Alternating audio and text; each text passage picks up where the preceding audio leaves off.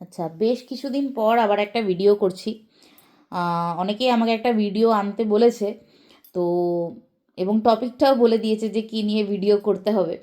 তো একদম সেই টপিকটা নিয়ে ভিডিও করছি কি না জানি না, কিন্তু হ্যাঁ, কাছাকাছি কিছু বলবো। আগেই বলি যে কালকে অবধি আমি বেশ ব্যস্ত ছিলাম, একটা গ্র্যান্ড সাবমিশনের ব্যাপার ছিল, তো সেটা নিয়ে একটু ব্যস্ত ছিলাম। আম, এখন ফান্ডিংয়ের একটু খুব ক্রাইসিস চলছে সব সব জায়গায়। ইউএস, ইউরোপ, সব জায়গায় একটু ফান্ডিং ক্রাইসিস চলছে রিসার্চে। যাই হোক, এটা আমার গল্প ছিল। তো আজকে মোটামুটি আজকে উইকেন্ডে যে কাজকর্মগুলো হয়, ট্র্যাশ ক্লিন করা, তারপরে লন্ড্রি করা, রান্না বান্না করা, এগুলো সব কিছু করে টুকটাক একটু স্কিন কেয়ার করা, এগুলো করে তারপর একটু সময় আছে, তো তাই ভাবলাম একটা ভিডিও করি। তো আজকের আমার ভিডিওর টপিক অবশ্যই টিনা। আর শেষ ভাগে আমি কিছু কন্ট্রোভার্সি ক্রিয়েটার্সদের নিয়েও কিছু আলোচনা করব। আম, বেশ ভালো লাগছে, মজার মজার বেশ ব্যাপারটা। যাই হোক, আগে টিনাকে নিয়ে কয়েকটা কথা বলি। তো আমরা দেখেছি যে টিনা বাড়ি এসছে, আর ও যে বাড়ি আসছে সেটা ও আগে থেকে ডিসক্লোজ করেনি। তো আমার মতে ও যে ডিসক্লোজ করেনি, সেটাও বেশ বুদ্ধিমানের কাজ করেছে। যদি মানে আমাকে জিজ্ঞাসা করা হয় তাহলে আমি সেটাই বলবো, যে ও বেশ বুদ্ধিমানের কাজ করেছে।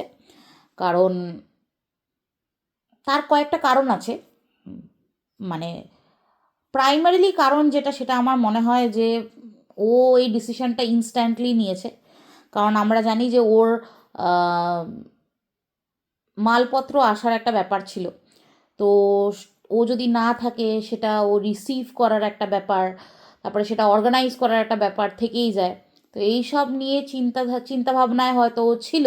তো তাই জন্য ও হয়তো ডিসিশনটা যেটা নিয়েছে বাড়ি যাওয়া, সেটা হয়তো ও ইনস্ট্যান্টলি নিয়েছে, আগে থেকে হয়তো প্রি ডিসাইডেড ছিল না। আর সেকেন্ডলি, যদি প্রি ডিসাইডেড থাকেও, তাহলেও যে ও ডিসক্লোজ করেনি, সেটাও ভালোই করেছে। কারণ এখানে এখানে অনেকেই বসে আছে, আপনারা জানেন না। এখানে অনেকেই বসে আছে যারা হচ্ছে স্পাই লাগিয়ে দুদিনের মধ্যে, হ্যাঁ, স্পাই লাগিয়ে দুদিনের মধ্যে খবরাখবর সব নিয়ে একদম স্যাট করে দেবে একদম। এই যে আমাদের ইপু ম্যাডাম, উনি একদিন ইয়েতে বলছিল, লাইভে বলছিল যে আম, ওনার 24 ঘন্টাও সময় লাগবে না, ওনার এত ভিউয়ার। হ্যাঁ, মানে ও টিনা দিল্লিতে 24 ঘন্টায় প্রত্যেকটা মিনিটে কি করছে, প্রত্যেকটা পুঙ্খানুপুঙ্খ ভাবে খবর ইপু দিদিকে ওনার ভিউয়াররা দিয়ে দেবে। উনি সব স্পাই ফাই লাগিয়ে একদম একদম কেল্লা ফতে করে দেবে। মানে এখানে কন্ট্রোভার্সি ক্রিয়েটার, মানে কি বলবো, এরা এরা সবাই এক একজন সিবিআই এজেন্ট। ঠিক আছে, তো যাই হোক, কন্ট্রোভার্সি ক্রিয়েটার নিয়ে একটু পরে আলোচনা করা যাবে। আগে টিনার কথা বলি। এবার টিনা যে ডিসক্লোজ করেনি, আমার তো মনে হয় যে ভালোই করেছে। লোকজনের না জানাই ভালো।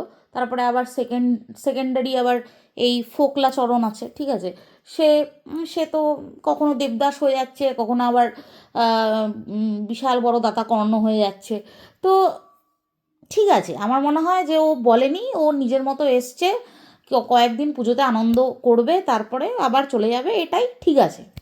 এবার আরও একটা ব্যাপার নিয়ে কন্ট্রোভার্সি হচ্ছে খুবই, মানে তীব্রভাবে, সেটা দেখলাম যে ও বলেছে যে ও ওর বাড়ির থেকে ওর মালপত্র পাঠিয়ে দেওয়া হয়েছে আম, দিল্লিতে।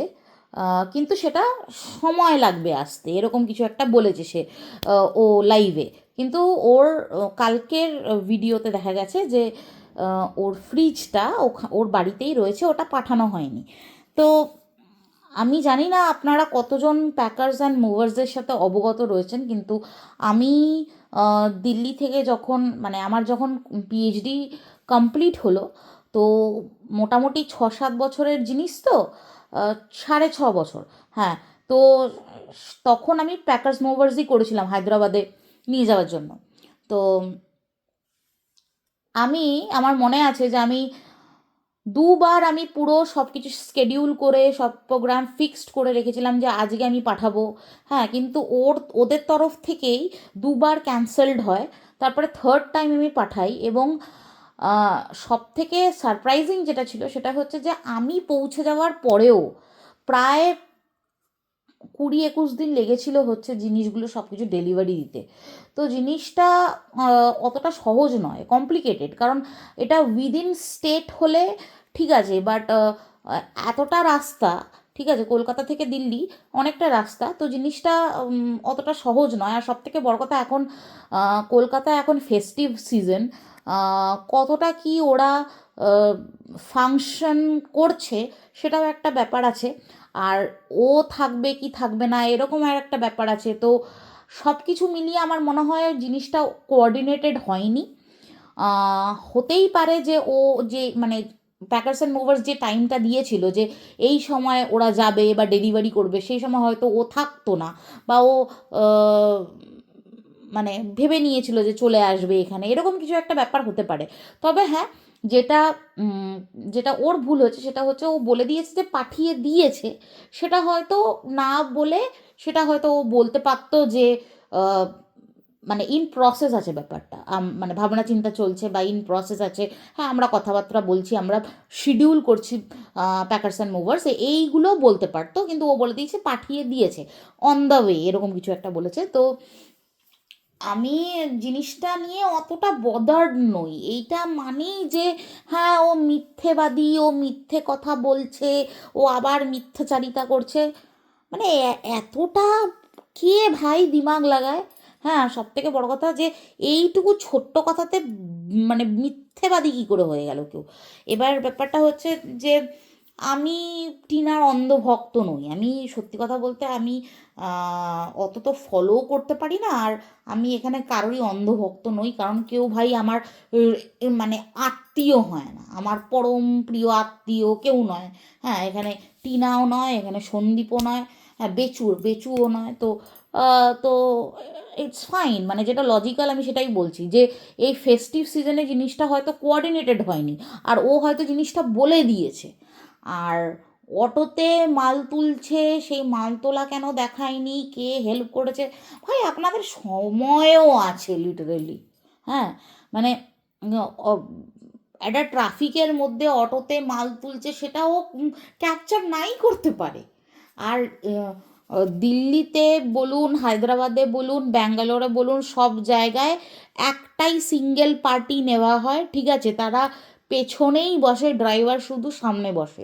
এটা কলকাতার মতো ব্যাপার নয় যে তিনটে পার্টি একসাথে যেতে হবে বা একসাথে যাব। হ্যাঁ, এটা কলকাতার মতো ব্যাপার নয়, এই ব্যাপারটা একমাত্র কলকাতাতেই চলে, ঠিক আছে। তো এতটা অ্যাজামশন, এবার তো সবাই তো ইপু দিদি হয়ে যাচ্ছে, এটাও তো এটাও তো আনঅ্যাকসেপ্টেবল।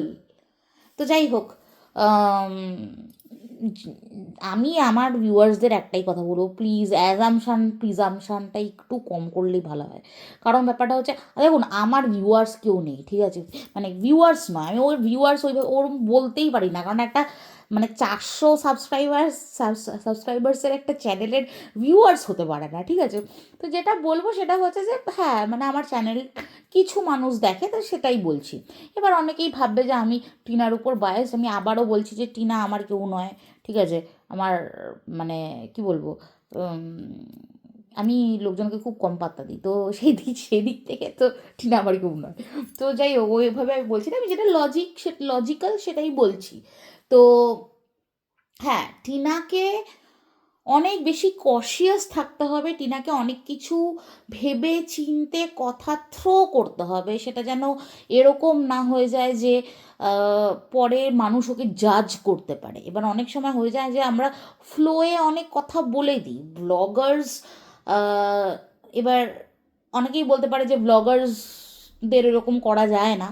হ্যাঁ, সেটা সত্যি কথা, তাদেরকে অনেক চিন্তাভাবনা করেই বলতে হয় কথা। তো সেদিক থেকে আমি বলবো যে টিনাকে সংযত হতে হবে, আরও বেশি ভাবনা চিন্তা করে কথা বলতে হবে, আর বুঝতে হবে যে এখানে ওর খুঁত ধরার জন্য, ওকে জাজ করার জন্য অনেকেই বসে আছে। তো সেই হিসেবে ওকে আরও অনেক বুদ্ধিসম্পন্ন হতে হবে। এইবার টিনাকে আমি একটা কথা বলতে চাই, টিনা তো আমার ভিডিও তো দেখবে না, তো তো যাই হোক, টিনার টিনাকে উদ্দেশ্য করে একটাই কথা বলবো যে টিনা, ক্ল্যারিফিকেশন দেওয়া বন্ধ করো। কারণ তুমি ক্ল্যারিফিকেশন যদি দেওয়া শুরু করো, তোমার ক্ল্যারিফিকেশন দেওয়ার অন্ত থাকবে না। তো তোমাকে আজকে একটা কথা জিজ্ঞাসা করছে, তোমাকে কালকে 10টা কথা জিজ্ঞাসা করবে। তোমাকে আজকে জিজ্ঞাসা করছে যে তুমি অটোর সামনে বসলে না কেন, কালকে তোমাকে জিজ্ঞাসা করবে যে তুমি অটোর ছাদে বসলে না কেন।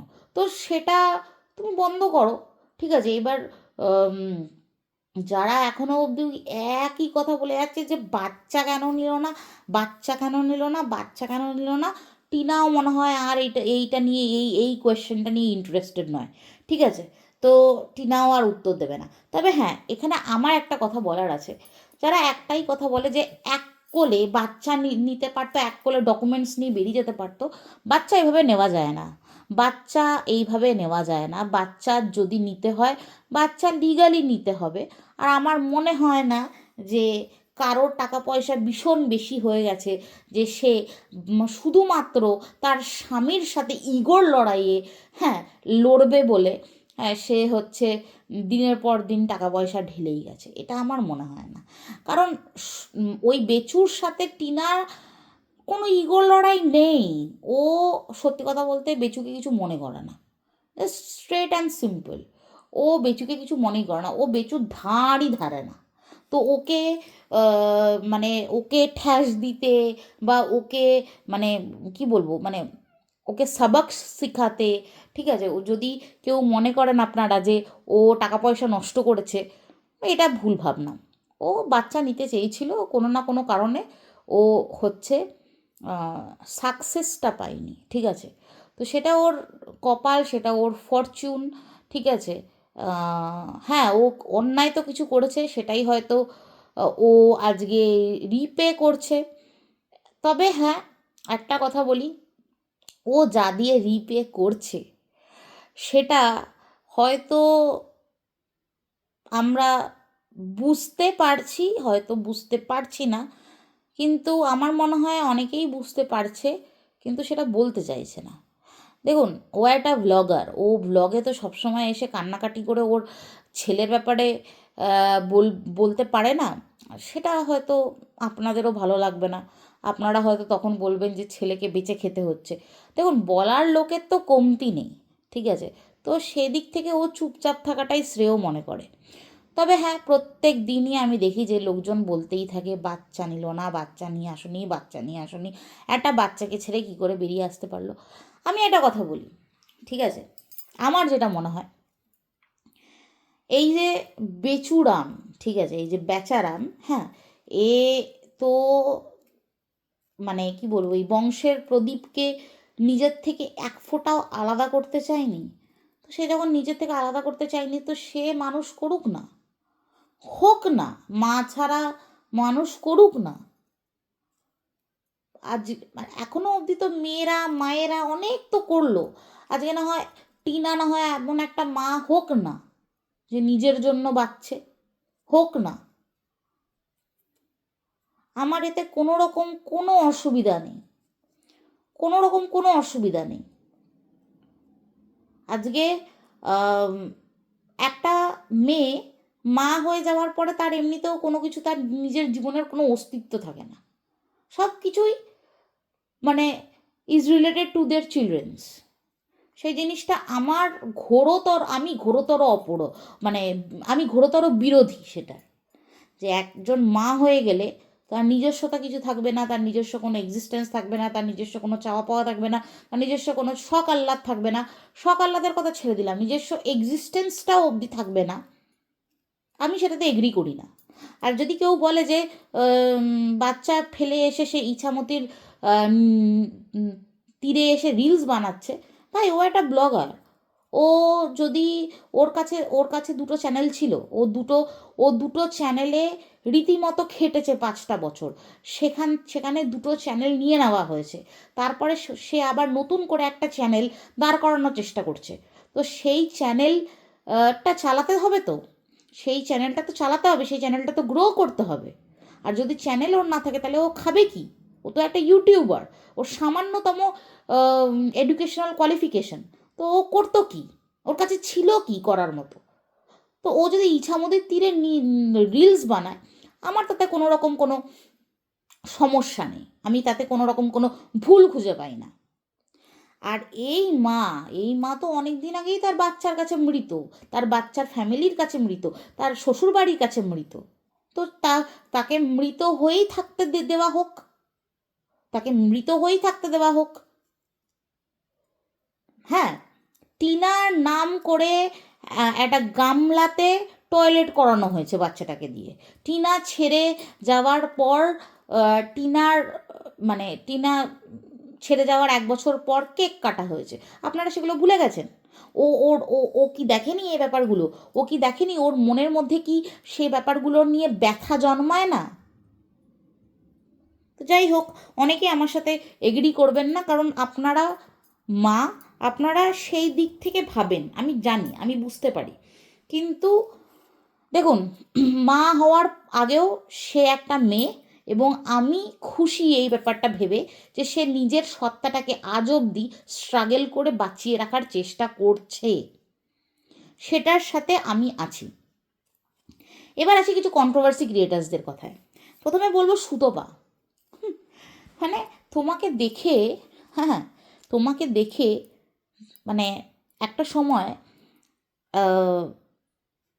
আমি তোমাকে সাপোর্ট করেছিলাম। আজকে সেই দিনটার কথা ভেবে আমার না আফসোস হয়, আমার নিজের উপর আফসোস হয়। আমার নিজেকে কি বলবো, নিজেকে বলি, আমি নিজে রিগ্রেট করি যে আমি এই মহিলাটাকে কী করে সাপোর্ট করেছি। তবে হ্যাঁ, ওই যে তুমিও সিম্প্যাথি খেলে গেছো দিনের পর দিন। তো যাই হোক, সেটা তুমি সিম্প্যাথি খেলেছো কি তুমি অ্যাকচুয়ালি তুমি কি করেছো সেটা তোমার ব্যাপার। কিন্তু তুমি যে আজকে যেগুলো করছো, তুমি আজকে যে টিনাকে নিয়ে যেই কথাগুলো বলতে বসেছো, তুমিই ছিলে না প্রথম ক্যান্ডিডেট যে টিনার হয়ে কথা বলেছিলে, টিনাকে সমর্থন করেছিলে। তুমি প্রথম কন্ট্রোভার্সি ক্রিয়েটার ছিলে, ঠিক আছে? তখন তোমার কি চোখে পট্টি পড়া ছিল? হ্যাঁ, এবার তুমি বলবে টিনা নিজেকে যেভাবে রিপ্রেজেন্ট করেছে সেভাবে আমি জনসমক্ষে তুলে ধরেছি। কেন? তোমার নিজের বোধ বুদ্ধি নেই? তুমি তো কন্ট্রোভার্সি ক্রিয়েটার, তোমার তো প্রচুর বুদ্ধি, তোমার তো তীক্ষ্ণ বুদ্ধি, তাহলে তো তোমার সেই বোধ বুদ্ধি তো থাকা উচিত যে এই মেয়েটা প্রথম দিন থেকেই মিথ্যে কথা বলছে। না, নেই না? আর সেই তোমার সেরকম ভুল তোমার বারবার হয়। তোমার মন্দিরার সাথেও হয়েছিল, তোমার টিনার সাথেও হয়েছিল। এবং হঠাৎ করে তুমি কখন বুঝতে পারো যে তোমার ভুল হয়েছে এদেরকে সাপোর্ট করে? যখন তোমার সাথে এদের কেটে যায়, ঠিক আছে? তোমার সাথে এদের যে ওই ভাব ভালোবাসা ব্যাপারগুলো ছিল সেগুলো যখন কেটে যায়, তোমার তখন মনে পড়ে যে না, আমি তো সাপোর্ট করে খুব ভুল করে ফেলেছি, আমাকে তো এরা ভুল বুঝিয়েছে। তুমি তুমি তুমি হচ্ছে 12-13 বছরের বাচ্চা, ঠিক আছে? তুমি কিছু বোঝো না, ঠিক আছে?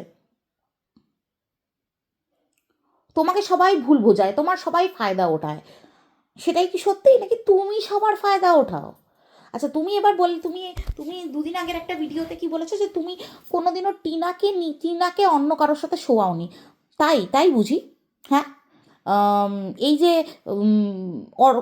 এই যে কুণ্ডু, হ্যাঁ, কুণ্ডু বলে যে এই ছেলেটি ছিল, সেই ছেলেটির ব্যাপারে আমরা কার কাছ থেকে শুনেছি? ফোকলার কল রেকর্ডিং থেকে শুনেছি, তাই তো? টিনা এই ব্যাপার নিয়ে কোনো ক্লারিফিকেশন দেয়নি, কোনো ক্লারিফিকেশন দেয়নি। তো তাহলে তুমি কি করে এই জিনিসগুলোকে সত্যি বলে লোকের কাছে, পাবলিকের কাছে বেচছো? কীভাবে বেচছো? টিনা কোনো ক্লারিফিকেশন দিয়েছে? তার জন্য কি তুমি ওয়েট করেছো? করনি তো। এবার তুমি বলবে যে টিনা তো সব কিছু মিথ্যেই বলে। তো যদি মিথ্যেই বলে টিনা, তো তাহলে তো তুমি সেটাই করছো যে লোকেরটা শুনে টিনার উপরে তুমি একটা দোষ ইম্পোজ করে দিচ্ছ, বা ওর ক্যারেক্টার অ্যাসাসিনেট করছো। তুমি করছো সেটাই। আর মিথ্যের কথা তুমি অ্যাটলিস্ট বলো না, ঠিক আছে? তুমি অ্যাটলিস্ট বলো না মিথ্যের কথা। তোমার পুরো লাইফটাই হচ্ছে মিথ্যে। তোমার পুরো যে তুমি যে ব্লগিং চ্যানেলে যে তুমি তোমার নিজের জীবন মানুষকে দেখাও, পুরোটাই তোমার মিথ্যে।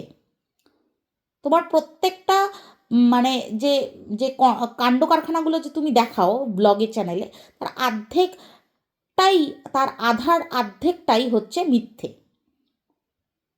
তুমি আর অন্যকে মিথ্যেবাদী বলো না, সেটা তোমাকে সাজে না।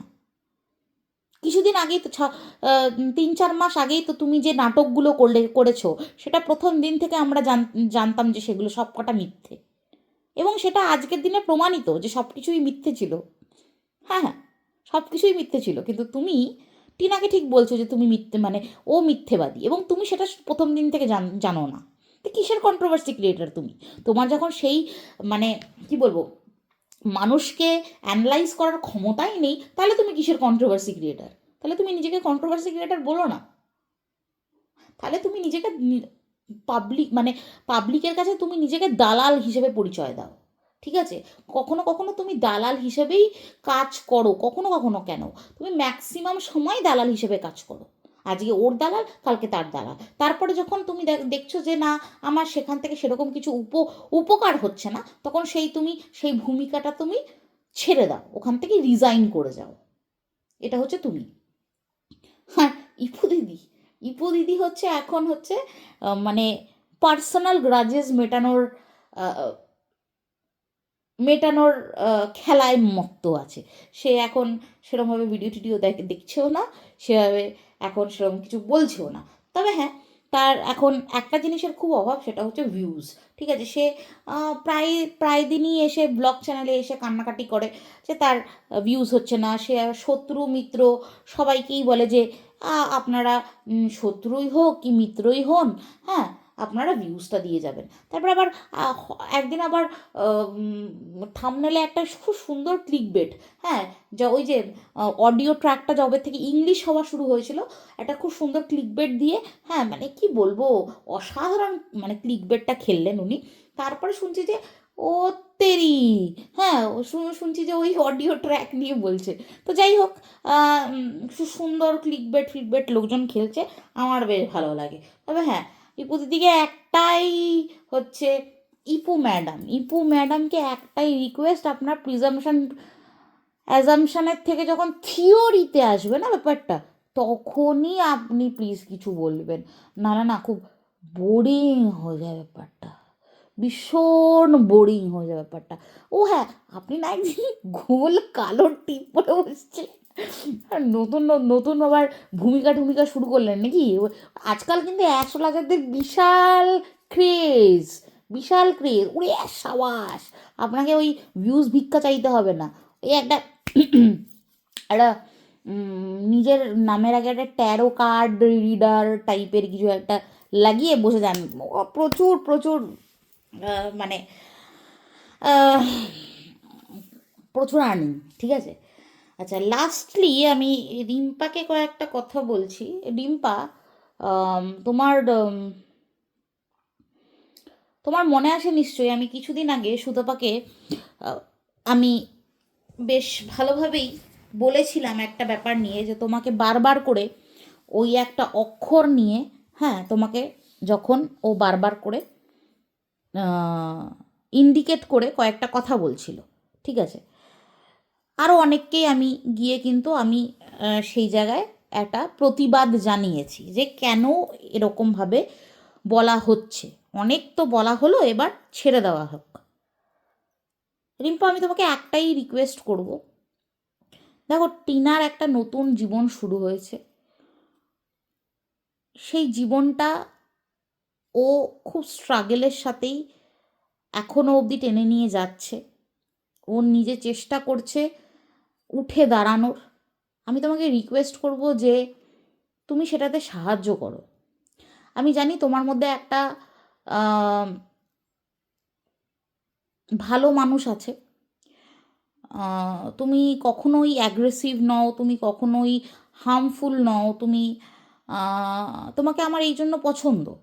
তো তুমি জিনিসটা ভাবো যে কন্টিনিউয়াসলি কাউকে পিঞ্চ করাটা কিন্তু ঠিক নয়। একই জিনিস নিয়ে তোমরা বারবার বারবার ভিডিও করছো, ঠিক আছে, কিন্তু একই জিনিস নিয়ে বলাটা তুমি বলো না কতটা ঠিক হচ্ছে। আমি জানি না, মানে তোমাকেও যদি একই জিনিস নিয়ে লোকজন বলে, তোমারও তো খারাপ লাগে, বলো, তোমারও তো খারাপ লেগেছিল। এবং আমার প্রোটেস্টটাই সেই জায়গায় ছিল যে আপনারা তো বলে নিয়েছেন, বলে তো দিয়েছেন। ইভেন তোমার জন্য আমি রুনা আন্টির সাথে ঝামেলাও করেছি কমেন্ট বক্সে গিয়ে, আমার মনে আছে নিশ্চয়ই। একজন তোমাকে দুটো সংখ্যাতে তোমাকে ডেসক্রাইব করছিল, সেখানে গিয়ে আমি মানে আমি কেন, অনেকেই হচ্ছে রুনা আন্টির কমেন্ট বক্সে গিয়ে রুনা আন্টির সাথে ঝগড়া করে এসছে। তাহলে আমরা এই একই জিনিস আমরা অন্যের সাথে হতে দিতে পারি কি? আর টিনা তো তোমার থেকে অনেকটাই ছোট, আমি মানছি যে ও কিছু ভুল করেছে, কিন্তু সেটা পুরোপুরি ওর হাতে ছিল না, ঠিক আছে? এবার তুমি তর্ক করতেই পারো, বা তুমি অনেক কিছু বোঝাতে পারো, একটা মা হয়ে কী করে পারো, একটা মা হয়ে কী করে পারলো, সব বুঝলাম। কিন্তু আজকের দিনে যখন মেয়েটি নতুন করে শুরু করতে যাচ্ছে নিজের জীবন, বা কিছুটা এগোতে চাইছে, নিজেকে কিছুটা হলেও স্টেবল করতে চাইছে, তাহলে আমার মনে হয় যে জিনিসটা এবার একটু কম করে দেওয়া উচিত, এবার একটু কম করে দেওয়া উচিত। আর সীমা আন্টিকে নিয়ে আমার অনেক কিছু বলার আছে, তবে এই ভিডিওতে আমি বলবো না। আমার একটুখানি খারাপই লেগেছে সীমা আন্টির যে রিসেন্ট একটা দুটো লাইভ, আমার একটু খারাপই লেগেছে। আমি সত্যি কয়েকটা জিনিস আশা করিনি, বাট যাই হোক, বলবো একটা ভিডিওতে, বলবো, এই ভিডিওটাতে বলবো না, এই ভিডিওটা অনেকটাই বড় হয়ে গেছে। তো যাই হোক, এই কয়েকটা কথা বলার ছিল। এবার হচ্ছে যে আমি আবার প্রিজামশানটা বেশি করতে পারি না, তো তাই জন্য এবার একটু ঘুমোতে হবে, রাখছি।